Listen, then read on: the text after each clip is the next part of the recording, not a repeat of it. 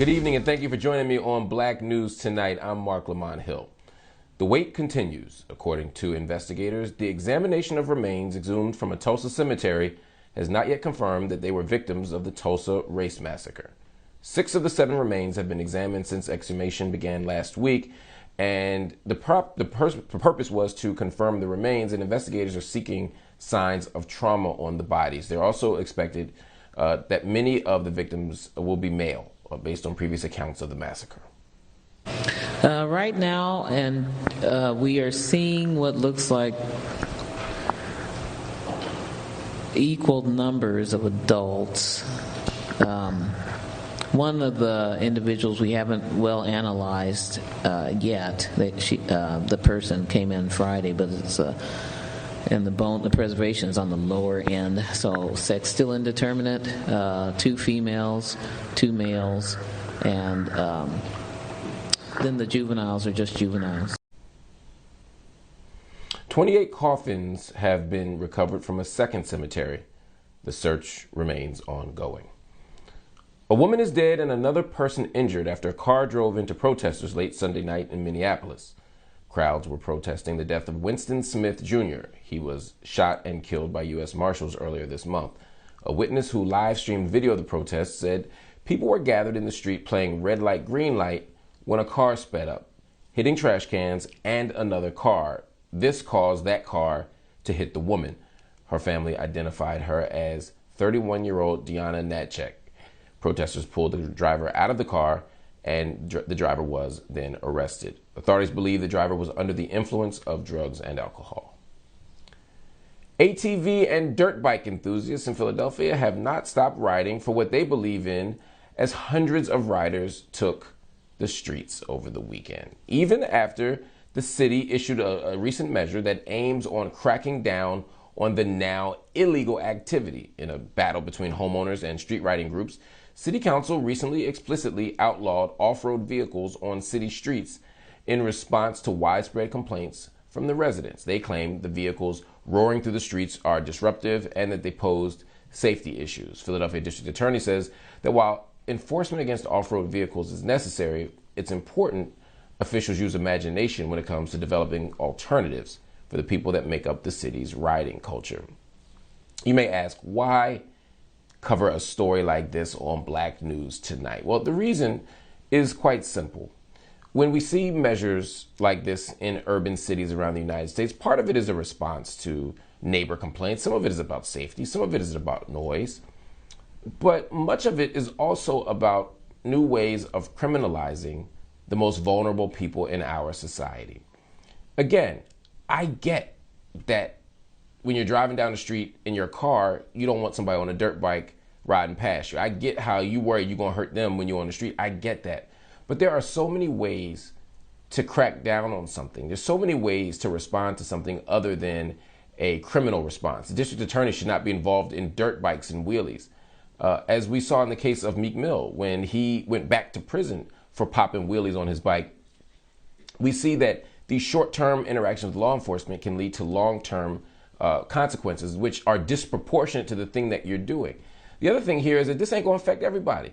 There are white kids in the country with these ATVs. They are not going to be locked up. They're not going to get their bikes taken. They're not going to get ticketed. They're going to say, oh, those are kids being kids. The same way a lemonade stand in the suburbs doesn't get asked for a vending license and they don't get issued tickets for loitering. We pick and choose oftentimes. And so part of what we have to do is develop a system that doesn't allow space for arbitrary choices between who gets in trouble and who doesn't. And so of all the things that we could be fixing in society right now, of all the things that we could be investing in, of all the laws that we could change, dirt bikes ain't on the top 20 for me. So let's think about Philadelphia as a case and a reflection of what's happening around the country, but let's also see it as a way out. Let's not do what we're doing here in my city, and let's do something different. All right, let's move on to another story, because although many cities across the country have reopened and are seeing a drop in COVID-19 cases, 8 states are seeing a recent rise in infections. Alabama, Arkansas, Hawaii, Missouri, Nevada, Texas, Utah, and Wyoming have seen their 7-day averages for infection rates rise from 2 weeks prior. All of them, except Hawaii, have reported vaccination rates that are lower than the U.S. average. According to a new poll by CBS, 29% of Republicans who responded say they don't plan on getting vaccinated. All of the states that are seeing a rise in infections, except for Hawaii, you're going to be shocked, were red states during the 2020 presidential election. So I don't know who got paid to do this study. I don't know who got paid to do this analysis. But the short answer here is, in places where people get vaccinated, infections go down. When people don't get vaccinated, infections go up. The people most likely to get vaccinated are Republicans. I'm sorry, the people most likely not to get vaccinated are Republicans. The people most likely to get COVID and end up hospitalized because of that are Republicans. This ain't complicated math, y'all. Get vaccinated. Use your brain. And don't let these people tell you that it's somehow anti-American, anti-freedom, anti-choice to get vaccinated. When you make that choice, you're choosing a very dangerous path for yourself, and also you're making choices for other people. So y'all, this data confirms what should be common sense. Just get the vaccination. All right. The Supreme Court has refused to take the cases of two white supremacists who participated in the deadly 2017 Unite the Right rally. That rally took place in Charlottesville, Virginia, and it left a woman dead. Michael Marcellus and Benjamin Daley were both members of the Rise Above movement, an alt-right white supremacist group. Both pleaded guilty to federal rioting charges in connection to the rally, and they admitted to punching and kicking demonstrators who showed up to protest against the white nationalists. The men argue that the Anti-Riot Act is overbroad under the First Amendment free speech clause. Daley was sentenced to 37 months in prison, Marcellus 27 months.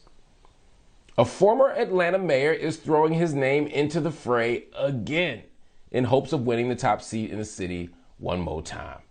Kasim Reed, who was the mayor of Atlanta from 2010 to 2018, has officially announced that he's going to seek a third term after a 4-year hiatus. Reed's tenure was filled with controversies as some of his top staff members faced bribery and fraud charges, including his former deputy chief of staff, Evelyn Katrina Taylor Parks, who was sentenced to federal prison for conspiring to accept bribe payments. Current mayor Keisha Lance Bottoms announced back in May that she would not seek re-election.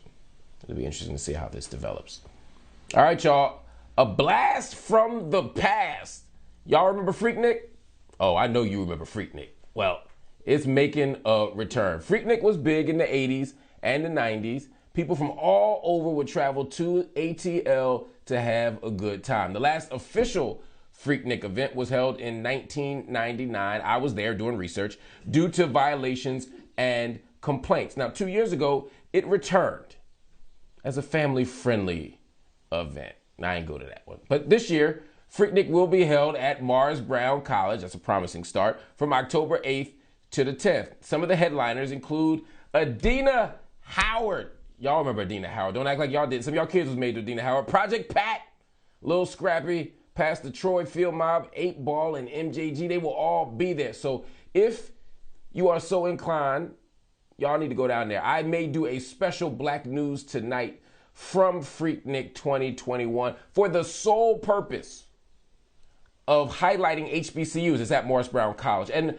of spotlighting the possibilities of Black culture and Black life. I'll be down there. Anyway, be sure to join the conversation. We want to hear from you. What do you think about Freaknik? What do you think about ATVs? What do you think about Kasim Reed running again? Let us know on our Instagram page. BNC has one. Let us know how you feel. We got one on Twitter too. It's called BNC News. You can also hit our website, bnc.tv.